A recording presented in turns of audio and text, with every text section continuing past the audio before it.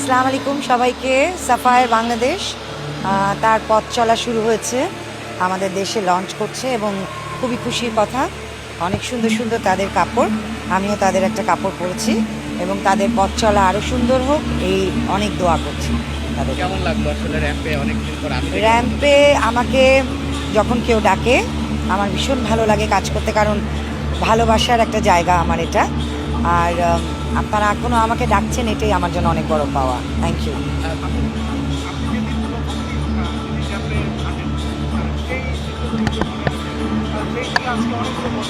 হ্যাঁ, বছর পেরিয়ে গেছে অনেক, কিন্তু ভেতরের যে ফিলিংসটা প্রথম দিন যেরকম ছিল এখনও ঠিক সেরকমই ভয় কাজ করে।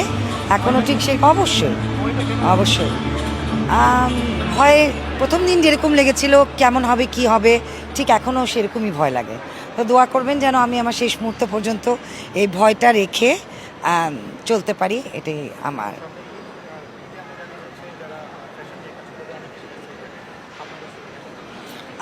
টুকটাক ব্যস্ততা, খুব যে অনেক ব্যস্ত এখনও হয়ে গেছি তা না, টুকটাক কাজ হচ্ছে, আমরাও আস্তে আস্তে কাজ করছি।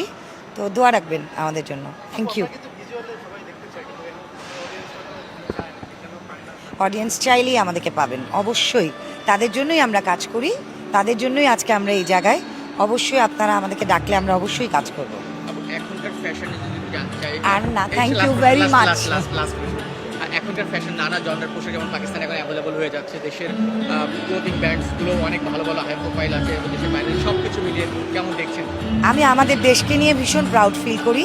আমাদের দেশে যারা যারা বড় বড় ব্র্যান্ডরা আছে তারা কাজ করছেন এবং আমাদের দেশীয় কাপড় বলেন আরও অনেক অনেক উপরে উঠুক, এটাই আমার দোয়া। সাফায়ারও বাংলাদেশে এসছেন, আমাদের বাংলাদেশে এসে তারও পথ চলা অনেক সুন্দর হোক, এটাই দোয়া। Thank you. না, আউট অফ বক্স কোনো কোয়েশ্চেন। Thank you.